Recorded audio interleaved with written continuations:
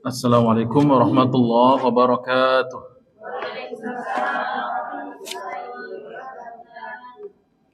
Alhamdulillahi rabbil alamin wassalatu wassalamu wa afdalu taslim ala al-mab'uts rahmatan lil alamin sayyidina wa habibina Muhammadin wa ala alihi wa sahbihi ajma'in.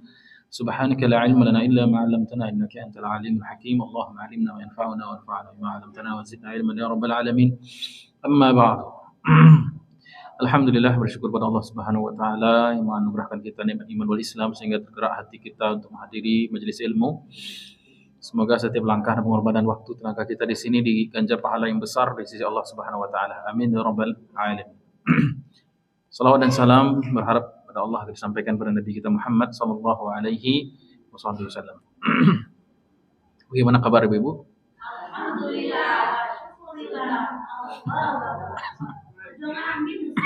Amin. Jangan percaya quick count. Siapa yang percaya quick count syirik ya. Saya hanya pada Allah.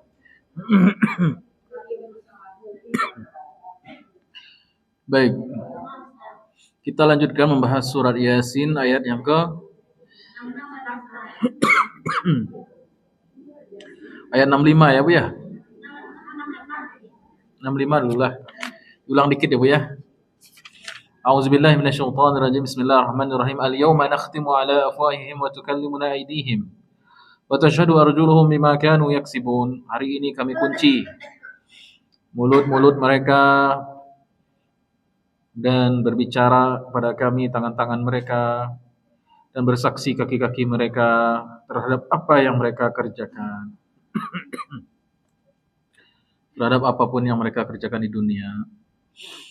Ayat ini sebenarnya sudah cukup membuat seorang muslim menjaga anggota tubuhnya dari apa yang dilarang oleh Allah Subhanahu wa taala dan gunakan energi dan tubuhnya ini untuk taat kepada Allah. Kenapa? Karena ada hari di mana semuanya bakal menjadi saksi ahli. Menjadi saksi itu ada dua kemungkinan ya Bu ya. Bisa memberatkan kepada surga dan bisa memberatkan kepada ada yang saksi yang membela dan ada saksi yang menjatuhkan. Semuanya kembali kepada amal ibadah kita. Baik. Pekan lalu atau 2 pekan lalu saya janji membawa tafsir Al-Qurtubi mengenai hadis yang menyatakan bahwasanya benda pertama atau hal pertama yang menjadi saksi pada hari kiamat atau bagian tubuh mana yang menjadi saksi pada hari kiamat adalah paha bagian kiri ya. Riwayatkan dari Uqbah bin Amir radhiyallahu anhu qala sami'tu Rasulullah sallallahu alaihi wasallam yaqul. Hadis ini riwayat Uqbah bin Amir bahwasanya saya mendengar Nabi sallallahu alaihi wasallam pernah bersabda awwalu azmin minal insani yatakallamu yawma yakhtimu ala al-afwah fakhidhuhu minar rijlil yusra.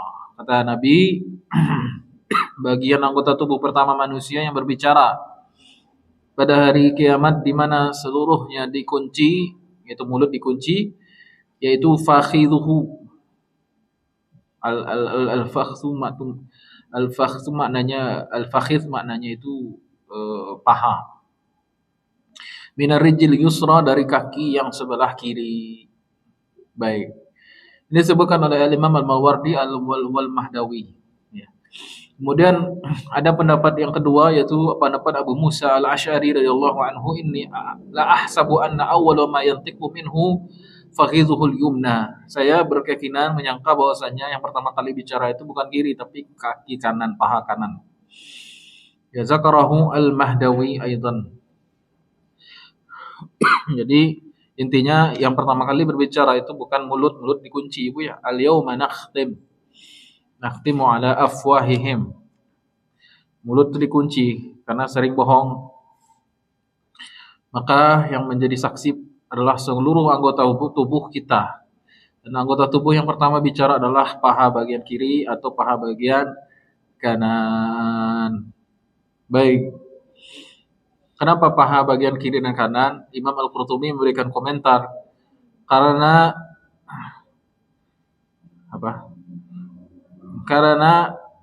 sumber syahwat itu, hawa nafsu itu berasal dari mayaminil a'dha mana sih enggak jelas ini. Wa aqwa minha fi mayasiriha.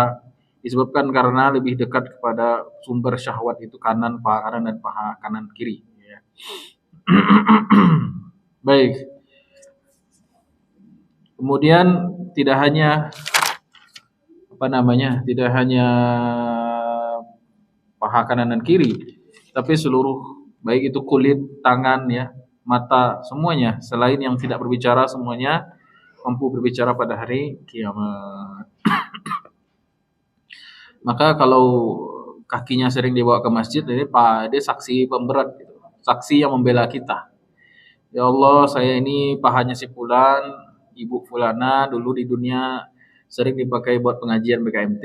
Nah, alhamdulillah. Terus ibunya mengajinya serius pun enggak? Serius. Tambah lagi penilaian. Ya. Tapi kalau kakinya sering dibawa ke tempat yang tidak berfaedah atau tempat dosa, maka juga memberatkan. Ya, nauzubillah min zalik. Baik, itu hadis yang ingin saya sampaikan. Kemarin sudah janji itu hadisnya. Imam Qurtubi tidak memberikan komentar derajat hadisnya bagaimana. Yang jelas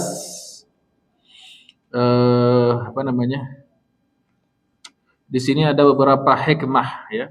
Qila fi sababil khatam arba'atu aujuh. Ada sebab kenapa mulut itu dikunci. Ada yang tahu, Bu? Disebabkan satu, alasannya karena orang-orang musyrik berkata wallahi rabbina ma kunna musyrikin. Karena waktu di dunia orang-orang musyrik itu suka bersumpah. Kami enggak musyrik kok, kami enggak ini kok, kami enggak ini. Makanya fakhatamallahu ala afwahim, maka Allah kunci mulut mereka pada hari itu supaya tidak mampu lagi bersumpah padahal sumpahnya sudah palsu. Ya. Kemudian alasan kedua, li'anna iqrara ghairi natiqi ablagu fil hujjati min iqrarin natiq. Ikrar atau penyampaian makhluk yang tadinya tidak berbicara yang selama ini diam itu lebih kuat hujjahnya, kekuatannya, persaksiannya dibandingkan dari benda atau sesuatu yang berbicara. Baik. Kemudian yang ketiga alasannya kenapa mulut dikunci dan justru anggota badan berbicara. Alasan yang ketiga, liya'lama anna a'dha'ahu allati kanat lahu awan fi haqqi nafsihi sarat alaihi syuhudan fi haqqi rabbih. Bagus sekali ini kata-katanya. Agar anggota badan tadi yang tadinya digunakan untuk penolong penunjang dia berbuat ketika di dunia untuk memenuhi hak dirinya, pada hari ini, pada hari kiamat berubah menjadi saksi untuk memenuhi haknya Allah. Ya. Ada nyambung, Bu? Ada ya, Bu ya? Nah. Jadi maksudnya liya'lama agar anggota badan tadi itu yang tadinya digunakan untuk memenuhi hak diri sendiri pada di dunia, kehidupan di dunia ini, anggota badan digunakan untuk kepentingan kita, kan Bu ya? Untuk hak diri sendiri, pada hari kiamat dia berubah menjadi saksi untuk memenuhi hak Rabb-nya, yaitu Allah Subhanahu wa ta'ala. Baik, itu diantara hikmah kenapa mulut dikunci pada hari kiamat. Ya. Ada nyanyinya itu kan? Apa? Siapa yang nyanyi? Bimbo ya? Bambu apa? Angkatan ibu tuh. Akan datang hari mulut dikunci, kata tak apa? Itu Bu ya. Bimbo Bu ya. Itu nggak tahu saya, itu juga orang tua saya dengarkan, nggak tahu saya. Anak-anak sekarang mana tahu Bimbo. Baik. Kemudian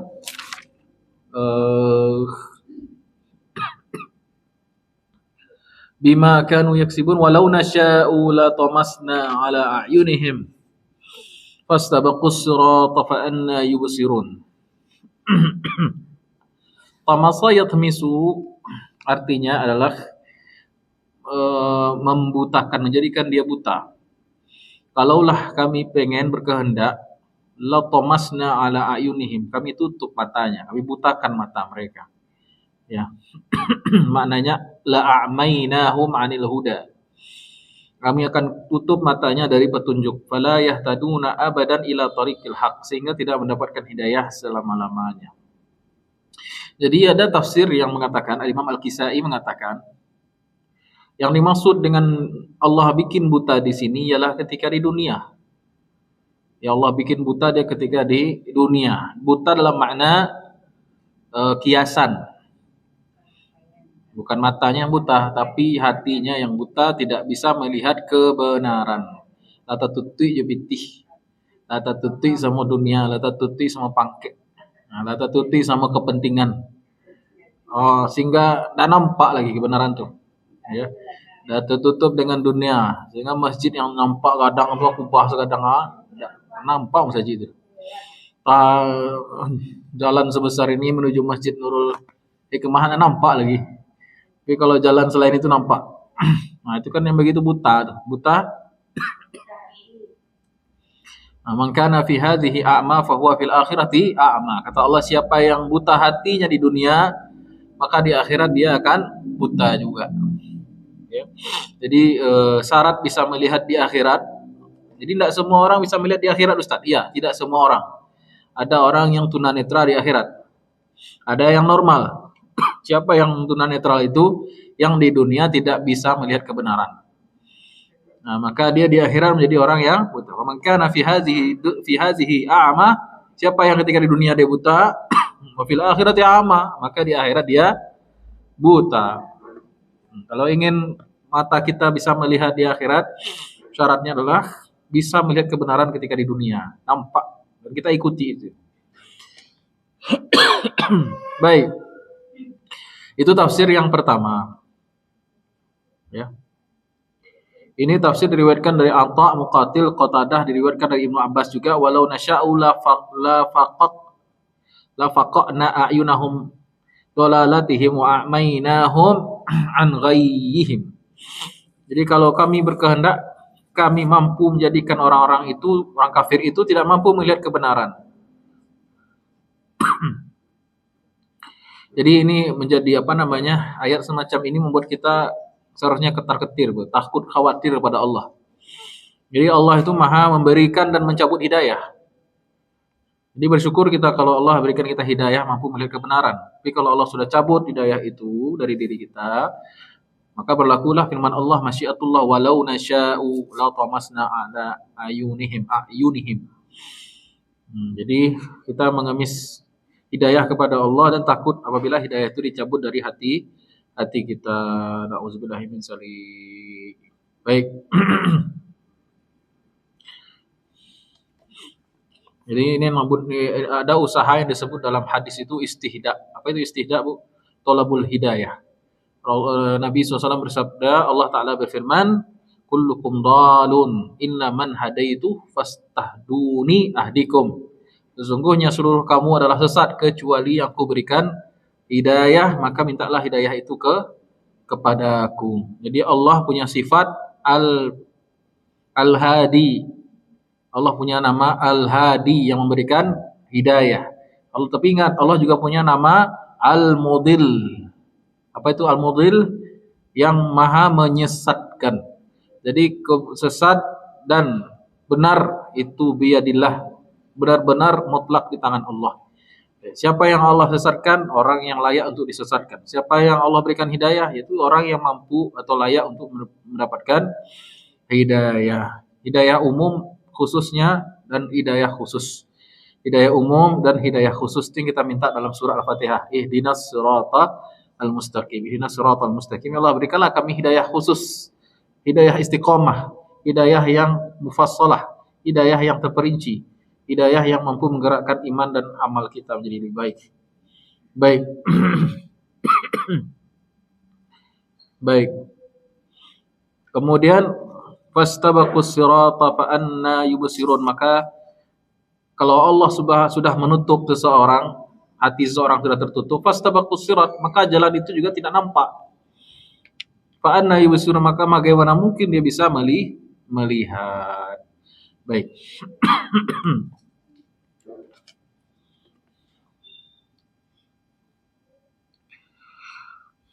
Nah, ada sebuah hadis di sini cukup penting ya.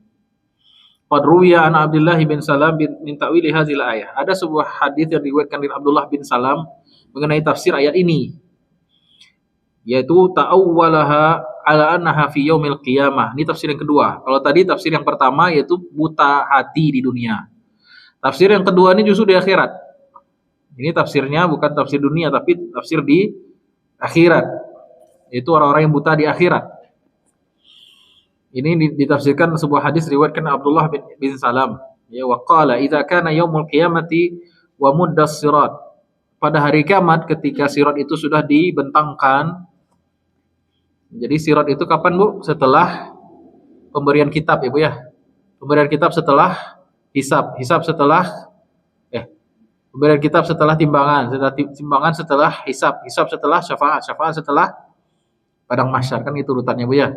Padang mahsyar, syafaat, hisab, timbangan, kitab, sirat. Begitu. Nah, idza kana yaumul qiyamati muddas sirat, apabila sirat itu sudah dibentangkan, wa nada munadin, maka ada orang yang menyeru, liyakum Muhammadun sallallahu alaihi wasallam wa ummatuh, berdiri segera Muhammad sallallahu alaihi wasallam dan umatnya. Jadi yang pertama kali melewati surat itulah Nabi Muhammad sallallahu alaihi wasallam dan umat beliau. Fayaqumuna barruhum wa fajiruhum yatba'unahu liyajuzu as-sirat. Maka Nabi duluan depan dan mengikuti seluruh kalangan umat Islam, baik yang bertakwa maupun yang fajir, yang berdosa. Semuanya berdiri mau menyeberang ke as-sirat. Fa idza saru alaihi tamasallahu ayuna fujarihim. Namun ketika mereka mau menyeberang, tiba-tiba dari umat Nabi Muhammad yang banyak dosa itu dibutakan matanya. Dibutakan matanya sehingga tidak bisa melihat sirat. Fastabaqus sirat. Berarti yang dimaksud dengan sirat pada ayat itu apa? Ibu? Walau nasya'u la tamasna ala ayunihim fastabaqus sirat. As-sirat di situ maknanya memang jembatan itu, bukan sekedar jalan. Ya, bukan tafsir umum yang tadi yang pertama. Jadi as-sirat di sini memang as-sirat maksudnya makhluk yang menjadikan penghubung antara padang mahsyar menuju surga, bawahnya neraka, kan begitu. Baik. Kemudian kalau sudah dibutakan oleh Allah, jadi ada orang yang buta ketika di sirat. Famin aina yubsirunahu hatta yujawizu. Maka bagaimana mungkin dia bisa melihat, apalagi bisa menyeberang di sirat, makanya jatuh, kan begitu. Itu rombongan pertama, yaitu rombongan Nabi Muhammad SAW dan umatnya. Jadi pertanyaannya, ada enggak di kalangan umat Nabi Muhammad yang buta waktu lewat sirat? Ada. Ya, semoga bukan kita di situ ya. Amin. Summa yunadi munadin, kemudian disuruh kembali, liyakum Isa wa ummatuh, untuk memanggil Nabi Isa dan umatnya. Oh, berarti rombongan kedua siapa? Nabi Isa dan umatnya. Fayaqumu fayatba'unahu barruhum wa fajiruhum. Maka orang-orang mengikuti umat Nabi Isa ini, ngikut baik yang takwa maupun yang fajir, baik yang baik maupun yang buruk. Kemudian fayakunu sabiluhum tilkas sabil kadzalika sairul anbiya alaihi wassalam. Begitu juga yang terjadi juga sama dengan umat Nabi Muhammad SAW yang pertama tadi. Umat Nabi Isa ada yang bisa melihat dan ada yang buta pada saat itu juga. Begitulah kejadiannya berulang untuk seluruh para nabi dan rasul beserta umatnya. Itulah makna firman Allah, walau nasya'u latamasna ala ayunihim fastabaqus sirat fa anna yubsirun. Baik. Jadi sirat ini adalah jalan yang seluruh manusia tanpa kecuali harus melewatinya. Tidak ada satupun manusia kecuali pasti melewati as-sirat. Bahkan nabi dan rasul sekalipun, bahkan orang yang sudah masuk surga tanpa hisab juga melewati sirat. Jadi tidak ada pilihan lain, pasti melewati as-sirat. Baik. Sirat itu kan disebutkan dalam hadis Muslim bahwasanya dia seperti rambut yang dibelah 7, tipis, tidak hanya tipis, ternyata tajam juga. Tajam dan mustahil terlihat. Ya, ibu kalau ada rambut jatuh ini di sajadah nampak dah, Bu? Padahal tarang kan? Padahal tidak dibagi 7 itu, 7/7 itu. Sempurna, tidak kelihatan. Apalagi kalau dibelah 7, pakai mikroskop baru kelihatan tuh. pun kalau kelihatan dia tajam bisa luka kita. Kemudian dia perjalanannya ditempuh 50.000 tahun mendaki, 50.000 tahun mendatar, 50.000 tahun menurun. Terus di tengah perjalanan banyak kait-kait besi yang siap menabrak orang yang melewati dan kait-kait besi yang seperti digantung itu, Bu. Dan banyak sekali ranjau-ranjau di situ, banyak benda-benda tajam yang berseliweran yang lewat, yang akan mengambil orang, menusuk orang lalu menjatuhkan ke dalam. Pertanyaannya bagaimana orang beriman bisa melewati itu? Nah, itu pertanyaan. Gimana? Ada yang tahu? Iya, itu tergantung amal, iya. Tapi bagaimana?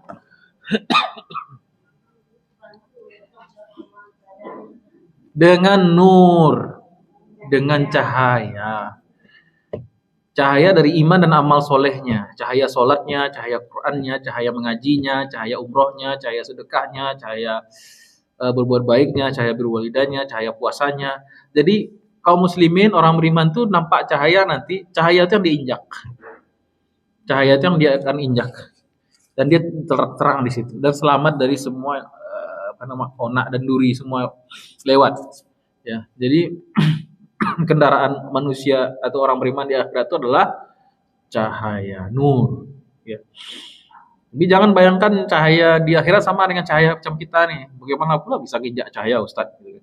Cahaya itu kan tidak bermateri. Oh, beda. Cahaya di akhirat bisa diinjak ini cahaya. Makanya dalam Quran dikatakan orang-orang munafik itu meminta orang beriman untuk diberikan cahaya itu juga, gitu kan? Ya, unzuruna, tunggulah kami di sini, perhatikanlah kami. Naktabis min nurikum, mintalah cahaya kamu dikit, gitu kan? Fakila rji'u, baliklah kalian faltamisu nurakum. Carilah cahaya kalian sendiri, kata malaikat. Jadi orang-orang munafik tak dapat cahaya pada hari kiamat. Makanya Nabi SAW mengatakan as-sabru diya, as-salatu nur. Sabar itu adalah cahaya, sedekah itu cahaya, sholat itu cahaya. Kan begitu bahasa Nabi kan? As-salatu nur, as-sadaqatu misbah, ya. Was-sabru diya misbah, dengan nur itu mirip tuh, artinya adalah cahaya. Jadi dikiaskan seluruh amal-amal kita adalah semua cahaya. Wallahu mutimmu nurihi walau karihal kafirun. Ya. Orang-orang kafir itu berusaha memadamkan cahaya agama Allah dan Allah menyempurnakan cahayanya. Doa apa, Bu? Untuk setahu saya enggak ada. Setahu saya doa ketika menyeberangi lewat jembatan ada Allahumma salimna. Itu bukan jembatan biasa ya. Baik, begitu yang terjadi seluruh umat manusia. Itu sudah dijelaskan oleh Imam Al-Qurtubi dalam kitab Tazkirah. Baik.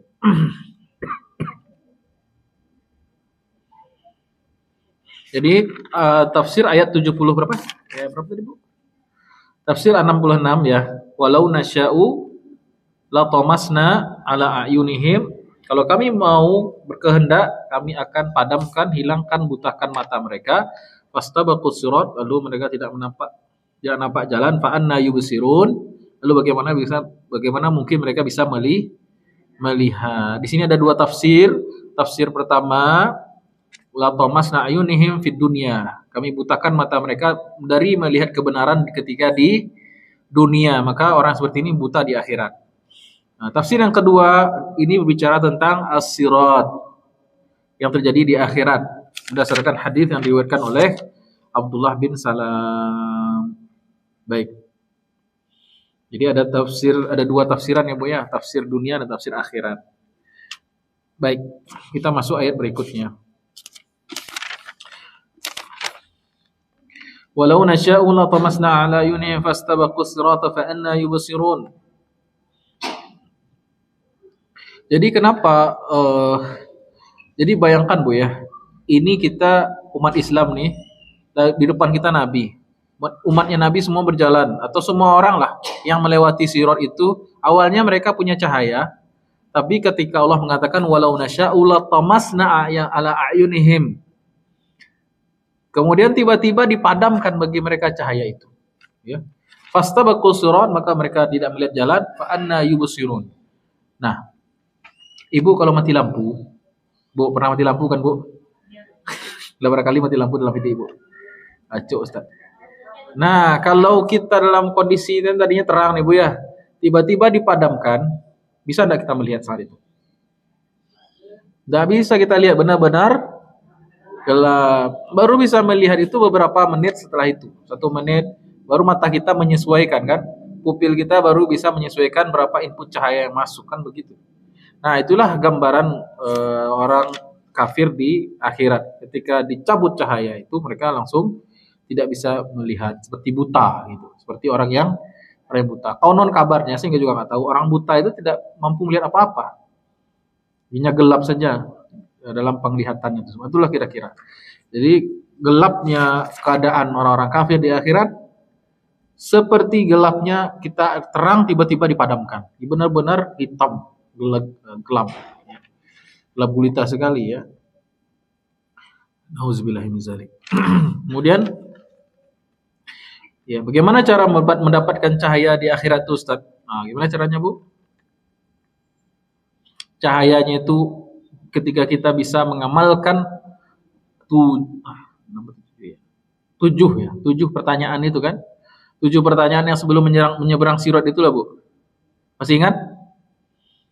3 pertanyaan ketika di alam barzakh, 5 pertanyaan di mahsyar, 7 pertanyaan di menjelang sirat, naik sirat. Apa 7 itu? Tentang syahadat. Kalimat la ilaha illallah Muhammadun Rasulullah, itu sumber cahaya yang pertama. Yang kedua, salat. Salat 5 waktu tambah salat sunnah. Yang ketiga, saum Ramadan. Puasa Ramadan itu juga cahaya di sirat. Yang keempat, zakat dan infak yang kita keluarkan. Yang kelima, haji ke Baitullah dan umroh. Itulah cahaya yang kelima. Cahaya yang keenam, toharah wudu mandi wajib. Toharah wudu mandi wajib, itu sumber cahaya yang keenam. Cahaya yang ketujuh, adil kepada sesama hamba Allah, tidak berbuat zalim. Karena zalim kata Nabi, az-zulmu zulumatun yaumal qiyamah. Kezaliman itu adalah kegelapan yang banyak di hari akhir. Saya ulang lagi, ada 7 pertanyaan menjelang seseorang naik sirat. 1, kalimat thayyibah syahadat. 2 kalimat syahadat, yaitu asyhadu an la ilaha illallah wa Muhammadun Rasulullah. Karena kalau tidak bersyahadat selama dunia dia kafir, maka kata Allah dalam Quran, inna syirka la zulmun azim. Sesungguhnya kesyirikan itu adalah kegelapan yang besar. Maka kalau orang itu yakin dengan kalimat 2 kalimat syahadat, itu sudah cahaya nur yang paling terang yang dia miliki. Yang kedua, as-shalah. Salat 5 waktu dan salat sunnah. Makin banyak orang salat sunnahnya makin terang, kuburnya makin terang, masyarnya terang, banyak lampunya bisa. Tapi kalau sholat tidak pernah, sholat sekali setahun, sholat Jumat saja sekali sebulan, waduh itu lampu 5 watt. Nah, Ibu mana senang lampu 5 watt satu rumah atau lampu LED? LED dan lampu LED juga macam-macam. Ada lampu LED yang sifatnya sudah estetik. Nah, sekarang kan lampu rumah itu banyak variasinya, Bu ya. Kalau ini konvensional, yang begini ini konvensional, ini agak ditanam sedikit. Ada lampu rumah itu bagus sekali itu, interior, ya, desain interior tuh. Nah, jadi lampunya makin banyak, makin bagus, ya.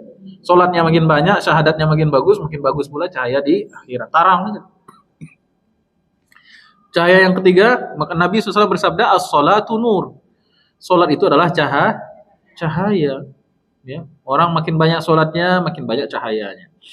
Makin banyak hatinya terang, pikirannya terang. Kalau orang banyak sholat. Ya.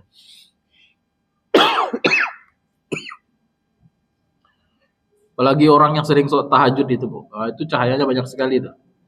Ya, dikatakan kenapa orang yang sholat tahajud itu mukanya bercahaya? Kenapa? Karena dia sering bergelap-gelapan dengan Allah Subhanahu Wa Taala.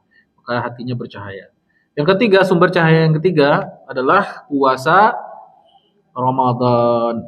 Puasa lah intinya, puasa wajib itu Ramadan dulu. Kemudian puasa sunnah. Karena Nabi SAW bersabda, as-sabru dhiya, sesungguhnya kesabaran itu adalah cahaya. Cahaya. Sedangkan puasa itu adalah melatih kesabaran. Makanya Ramadan itu disebut dengan syahrus sabri, yaitu bulannya kesabaran. Baik.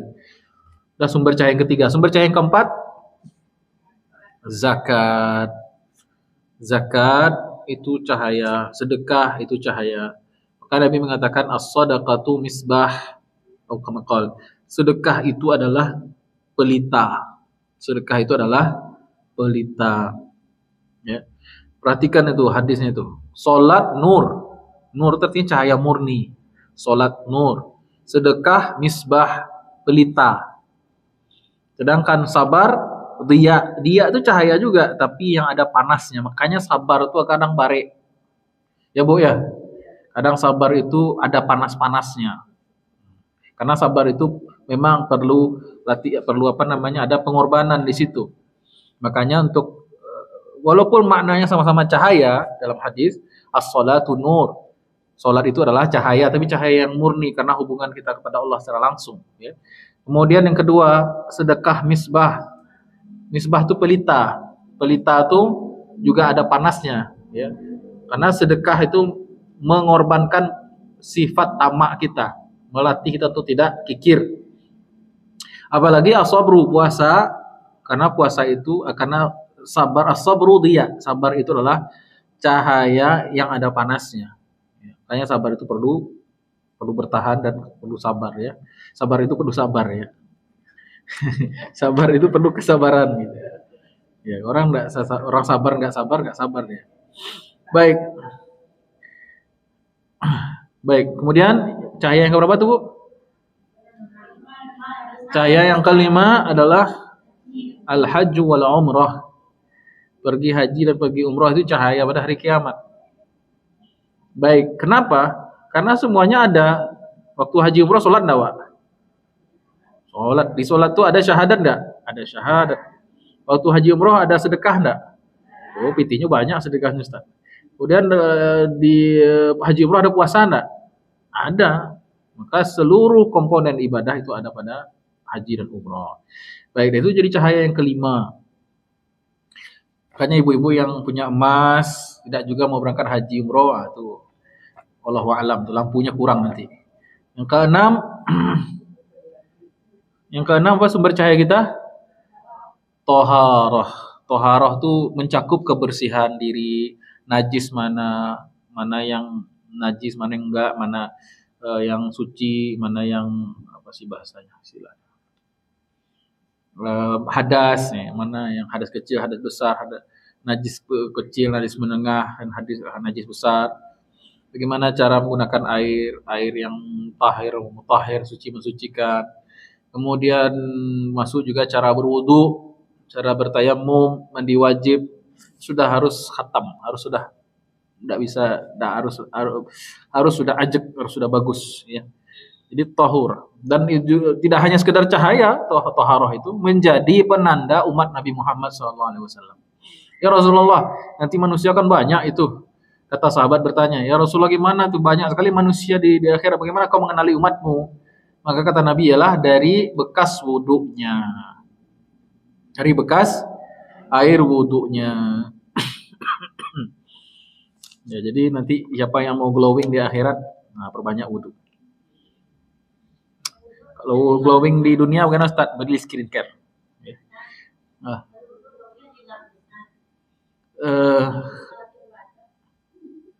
Ikhtilaf ya ulama, ya, ada perbedaan pendapat soal itu.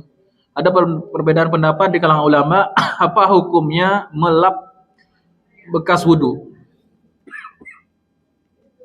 Sebagian ulama memakruhkan. Sebagian ulama membolehkan, ada masalah. Yang mengatakan makruh disebabkan karena ada hadis setiap tetesan itu akan menjatuhkan dosa. Makanya semakin banyak tetesannya, semakin banyak dosa yang berguguran. Ya. Tapi ada yang mengatakan itu hanya kiasan saja. Kalau pakai handuk tuh dosonya nyerap handuk kan begitu. Ya, itu hanya kiasan saja.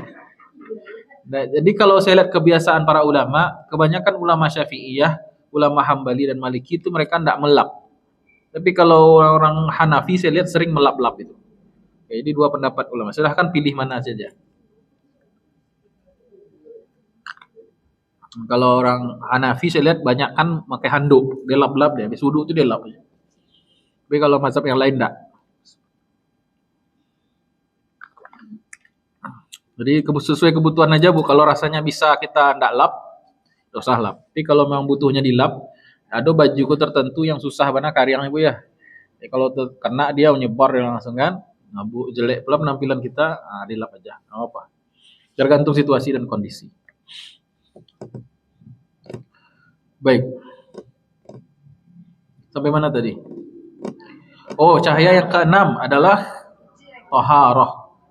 Ya Bu ya, jadi setiap kali wudhu kita investasi sebenarnya itu. Ya Allah berikanlah dengan asbab wudhu ini berikanlah cahaya yang sempurna di akhirat. Jangan sampai menjadi orang yang buta di akhirat. Nauzubillah min dzalik. Kemudian sumber cahaya yang ketujuh apa? Sumber cahaya yang ketujuh berbuat adil sesama manusia. Adil itu menempatkan sesuatu pada tempatnya. Ya Bu ya. Wahai yang curang-curang di pemilu, kalian akan gelap pada hari kiamat. Ya. Terimalah azabnya. Rasailah. Saya paling dari kemarin itu saya marah ya. Hati saya ini kesal dengan orang-orang yang menginput, orang-orang yang memegang aplikasi itu, dia bikin aplikasi itu punya pintu belakang, backdoor. Sehingga berapapun data yang dimasukkan sudah nambah 100-200 otomatis. Dan itu banyak sekali kecurangan yang nampak sih lihat. Di media sosial berseliweran. Itu bangga pula dia udah mengklaim-klaim menang. Saya bukan persoalan siapa yang menang, nih keadilan harus ditegakkan. Jadi nggak usah demam Bu. Tapi kalau kesal wajar, kita manusia. 50.000 tahun sebelum diciptakan alam semesta ini sudah tahu Presiden RI yang ke-8 tuh tahu. Sudah ada di sisi Allah. Di Lauhil Mahfuz sudah tercatat. Cuman kita memperjuangkan keadilan dan kita benci kezaliman itu. Saya doakan dari kemarin itu saya doa laknat ya Allah, laknat orang yang zalim. Asailah. Buta ada karena pitih lembaran rupiah mampu dia korbankan nasib bangsa 5-10 tahun. Udah cukup lah 10 tahun kita menderita gara-gara curang-kecurangan itu. Jadi adil ini adalah salah satu sifat orang beriman, Bu ya. Ya Rasulullah, mungkin enggak seorang beriman itu berzina? Mungkin. Mungkin enggak mukmin itu mencuri? Mungkin. Tapi mungkin enggak mukmin itu berdusta? Enggak mungkin kata Rasulullah. Jadi boleh jadi seorang mukmin, orang beriman itu berzina, mencuri, melakukan kesalahan itu wajar, bukan wajar, mungkin terjadi. Lalu dia bertobat kepada Allah. Tapi mungkin enggak bohong, zalim, bohong terutama bagi orang beriman itu terjadi, kata Rasulullah, tidak mungkin iman dan bohong itu bersatu, tidak mungkin. Makanya para sahabat, kita lihat sejarah para sahabat itu ada yang berdosa, ada Bu. Sahabat yang tidak mau jihad itu ada. 3 orang nggak pergi jihad, nggak ada alasan. Sahabat yang zina ada, sahabat yang begini ada. Tapi seluruh sahabat kata ahli hadis, tidak seorang pun sahabat tidak disebut sahabat Nabi kecuali mereka punya satu sifat yang sama, jujur dan adil. Makanya hadis Nabi disampaikan apa adanya oleh sahabat itu. Sebagaimana apa mereka dengar, sami'tu Rasulullah SAW. Saya mendengar apa yang mereka dengar itu yang mereka sampaikan kepada kita. Jadi tidak mungkin kebohongan dan iman itu bersatu dalam kalbu seorang muslim. Tidak mungkin itu. Jadi cahaya yang ke-7 adil. Ya. Innallaha ya'murukum bil adli wal ihsan. Kan itu dibaca khatib tuh. Innallaha ya'murukum bil adli wal ihsan wa ita'i dzil qurba wa yanha 'anil fahsya'i wal munkari wal baghi ya'izukum la'allakum tadhakkarun. Ya. Dan sesungguhnya Allah memerintahkan kamu untuk berbuat adil dan ihsan, berbuat baik, ya. Nah, ini yang adilnya barang langka sekarang. Itu juga adil pada diri sendiri, Ibu. Ibu ada piti tapi baju lagi cabai pakai juga, itu adil namanya. Zalim juga itu. Hemat dan pelit itu hemat dan pelit itu tipis ya Bu ya. Ya. Adil pada suami. Ya, di luar ibu dandan sampai cantik. Ya. Tapi di rumah pakai daun bawang. Ini nggak adil sama suami. Nah, berpaling suami nanti. Putar balik lah kita katanya.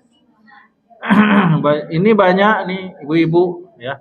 Wahai ibu-ibu, bertobatlah pada Allah, adillah pada suami ya.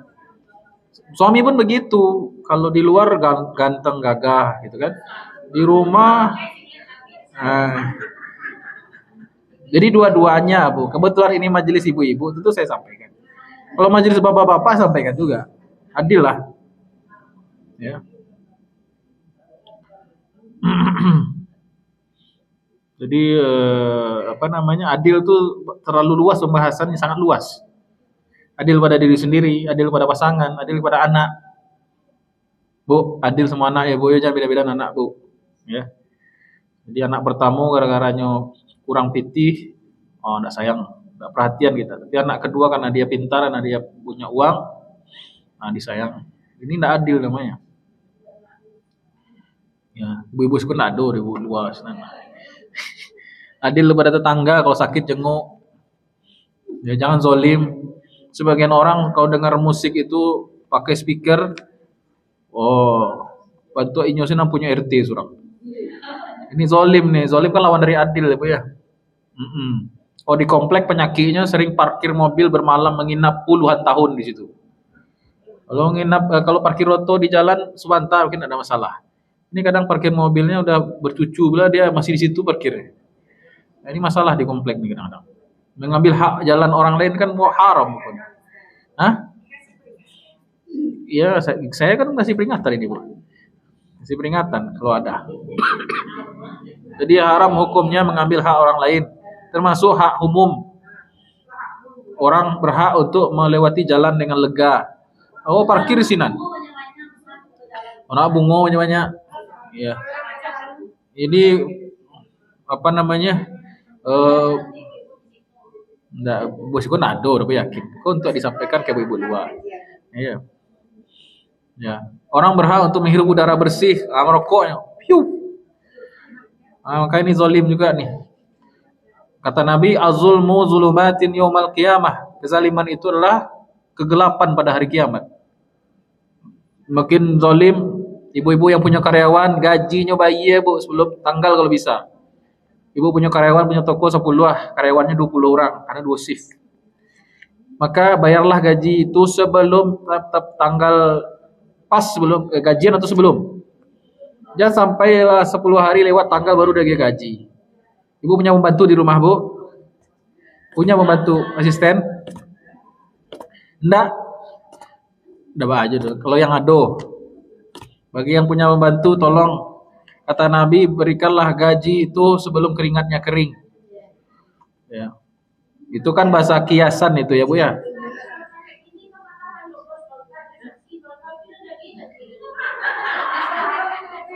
Kalau awak yang dizalimi mending daripada awak menzalimi orang Bu.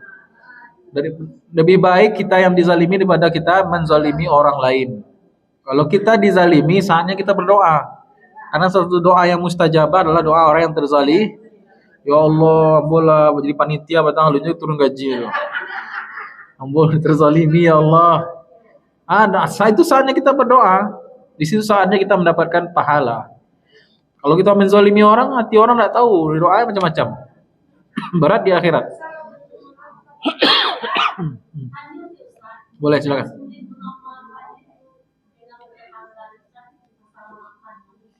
Apa tuh Bu?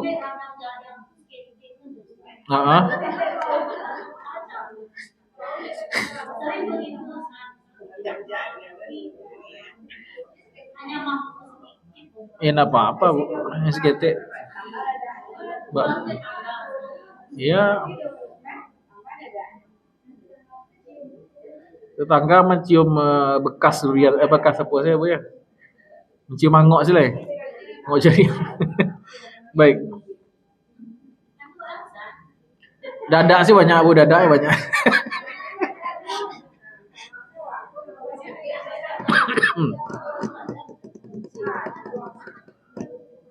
Saya tidak suka jari, aku tidak tahu jawabannya. Saya karena tidak suka jari, tidak suka jengkol, tidak tahu jawabannya. Baik.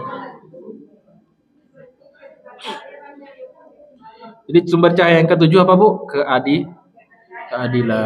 Adil pada diri sendiri, adil pada anak, adil pada istri, tetangga, adil pada jamaah, adil pada komunitas. Makanya orang yang paling banyak cahaya dia di hari akhirat adalah imam yang adil. Dan yang paling gelap di akhirat itu adalah imam yang zalim. Karena apa? Karena sikap adil dan zalimnya makin besar skop cakupannya, semakin besar pula cahayanya, atau semakin besar pula kegelapan yang dia dapatkan. Baik. Walau nasya'u la tamasna ala ayunihim fastabaqus sirata fa anna yubsirun walau nasya'u la masakhnahum. Ayat ke berapa lagi? 67.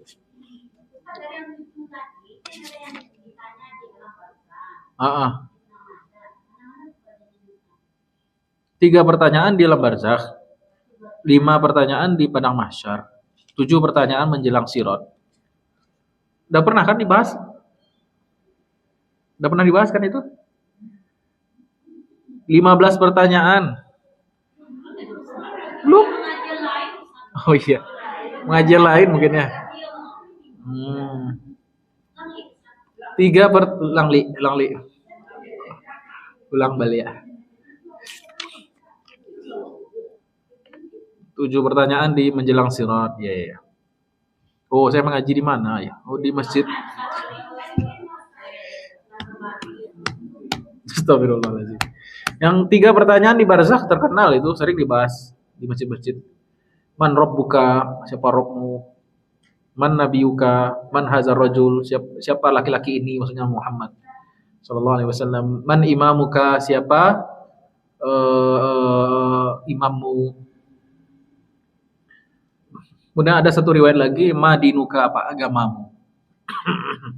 Jadi 3 atau 4 pertanyaan itu. Digabungkan 4 pertanyaan begitu.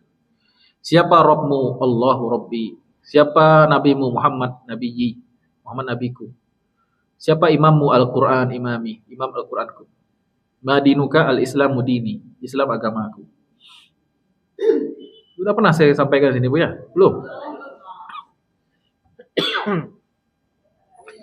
Jadi ulama Ahlussunnah sepakat adanya pertanyaan yang diajukan kepada seluruh penghuni barzakh kecuali 4 golongan. Kecuali 4 golongan. Semua akan ditanyai tentang 3 pertanyaan ini kecuali 4 golongan. 1, Nabi dan Rasul. Nabi dan Rasul tidak ditanya sama malaikat Munkar Nakir. Yang kedua, orang yang meninggal di hari Jumat. Ini yang disebut dengan pertanyaan atau as'ilah atau fitnah kubur. Fitnah itu artinya pertanyaan, ujian. Yang ketiga, para syuhada, orang yang mati syahid.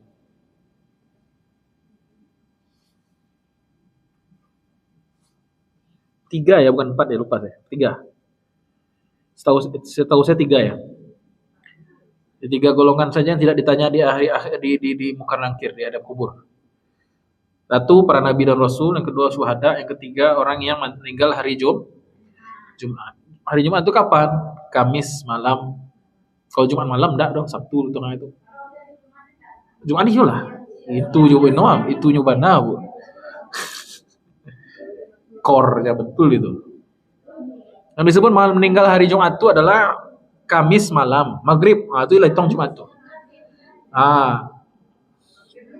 Ada jamaah, Ustaz, alhamdulillah orang kayak mau meninggal di Jumat. Jam berapa, Bu? Jumat malam. Oh, itulah Jumat. Tapi yang pun enggak jawab itu, sagan. Takut bikin sedih gitu kan. Wah, iwan saya, di Jumat. Jumat hitungan Masehi gitu. Jumat maksudnya hitungan Hijriyah. Jadi orang yang meninggal hari Jumat, orang yang mati syahid dan para nabi dan rasul, ya. Sekarang saya tanya, peluangnya bisa enggak Ibu? Golongan yang pertama, golongan nabi dan rasul. Bisa enggak, Wak? Enggak, Wak enggak nabi enggak rasul. Yang kedua, mati syahid bisa? Bisa kalau kita sehari-hari niat mati syahid. Dan kegiatan kita memperjuangkan agama Allah, bisa. Ada orang yang kata Nabi, ada orang yang meninggal di kasur tapi Allah catat sebagai mati syahid. Walaupun dia tidak mati syahid. Maksudnya tidak meninggal karena membela agama Allah di medan peperangan. Kenapa? Karena setiap hari dia meminta syahid pada Allah dan pekerjaannya setiap hari memperjuangkan agama Allah. Jadi bisa kita dapat syahid, Bu. Khalid bin Walid itu kan panglima militer tertinggi Islam tuh. Khalid bin Walid itu udah puluhan, mungkin ratusan perang dia lakoni, dia pimpin. Setiap kali perang dia minta, ya Allah saya minta syahid. Tapi Khalid bin Walid tahu enggak meninggal di mana, Bu? Di atas kasur. Tapi apakah beliau tidak mati syahid?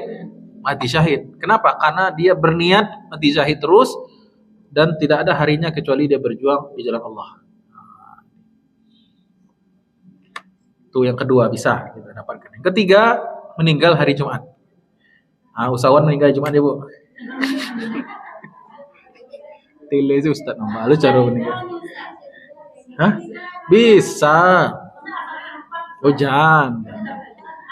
Asam folat saja, jangan asam sulfat. Bisa enggak kita meminta kepada Allah meninggal di sini hari ini? Bisa enggak? Bisa.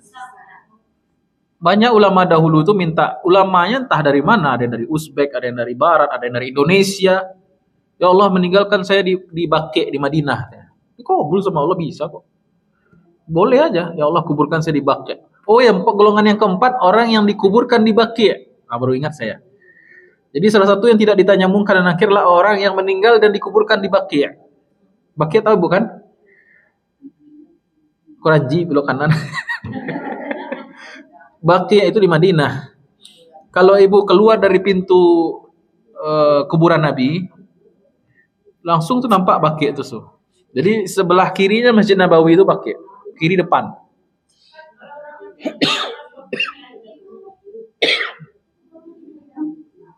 Kayaknya dia termasuk golongan syahid itu.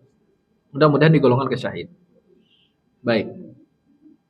Jadi 4 golongan yang tidak ditanya di alam kubur. 1, Nabi dan Rasul. Yang kedua apa, Bu? Orang yang meninggal di mati syahid. Yang ketiga, orang yang meninggal di hari Jumat, Kamis malam Jumat. Kemudian yang dikuburkan di kuburan Baqi'. Tuh hitam enggak ada, Bu ya. Kecuali yang meninggal di Jumat. Ya. Baik. Dan saya melihat orang yang meninggal di hari Jumat itu rata-rata orang yang soleh sih, Bu.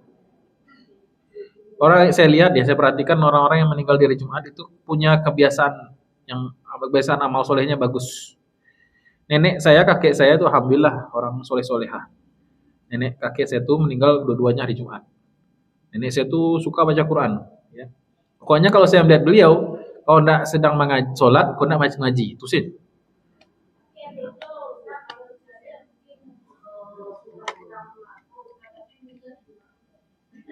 Orang-orang apa, Bu? Ibu kan tidak tahu. Kita kan tidak tahu amalan dia. Ya. Bukan berarti ada orang soleh nih meninggal hari Rabu, tidak soleh dong. Bukan berarti begitu. Biasanya ada orang fasik sembahyang indah tapi meninggal hari Jumat. Ada. Kita tidak tahu amalan dia, tobat dia mungkin tidak tahu. Ya. Jadi kalau lihat ada ulama, ada orang soleh meninggalnya hari Rabu, tidak soleh, tidak boleh begitu. Banyak juga ulama yang meninggal tidak di Jumat, dia banyak Selasa, gitu kan. Jadi biasanya yang meninggal hari Jumat itu orang-orang baik, gitu. Tapi tidak jaminan 100%. Yang keempat tadi apa? Orang yang meninggal dan dikuburkan jenazahnya di Baqi'. Nah. Jadi ini intisari saya, Bu, saya sampaikan, Bu ya, intisari saja. Ketika orang meninggal dunia, ruhnya kan dipisahkan. Ketika masuk ke kubur, ruh itu dikembalikan sebentar untuk mendapatkan pertanyaan dari Munkar Nakir. Munkar Nakir itu datang dalam penampakan yang sama baik pada orang beriman pada orang kafir. Sama aja. Beda sama malaikatul maut. Malaikat Israel itu datang rupanya bergantung kepada iman seseorang. Kalau dia pada orang beriman, wajahnya bagus. Kata-katanya santun, wangi, harum bau. Tapi kalau orang kafir jelek. Ya, jadi kalau malaikatul maut itu sudah menyesuaikan sesuai dengan yang dihadapinya orang kafir atau orang beriman. Kalau Munkar dan Nakir enggak. Munkar dan Nakir sekali lagi bentuknya sama. Ya, baik yang dia datangi itu adalah orang beriman maupun orang kafir, sama. Itu bedanya.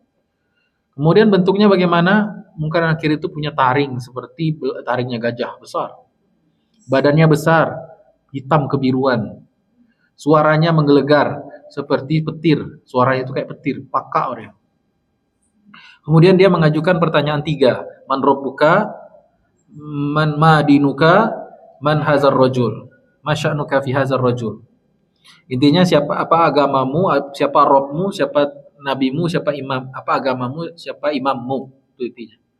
Dan 3 pertanyaan ini, ada 4 pertanyaan tapi riwayatnya berbeda, kesimpulannya 3 pertanyaan. Pertanyaan ini ditanyakan kepada semua orang kecuali 4 golongan tadi itu. Baik.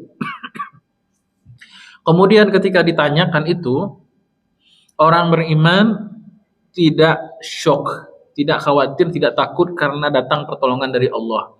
Itulah salah satu makna firman Allah, innal ladzina amanu wal ladzina qalu rabbuna Allah tsumma istaqamu tatanazzalu alaihimul malaikatu alla takhafu wala tahzanu. Jadi ada support system nanti, ada yang menolong kita. Bagi orang yang beriman ada yang menolong, jangan takut, jangan khawatir. Kau bisa jawab pertanyaan ini. Maka ketika orang beriman ditanya man rabbuka, dia menjawab Allahu Rabbi. Ini bukan pertanyaan hafalan, memang datang dari bantuan Allah. Bantuan dari Allah. Oh, kalau hafalan enggak bisa. Ibu hafal lah bahasa Arab, lancar lah bahasa Arab, Ibu. Enggak bisa, Bu. Jangankan Munkar dan Nakir, Bu. Ibu pernah sidang skripsi enggak? Pernah sidang skripsi enggak? Sidang skripsi yang menguji ya, dosen kan? Oh, itu walaupun sudah menguasai kita kadang lupa gitu. Itu baru manusia, Bu.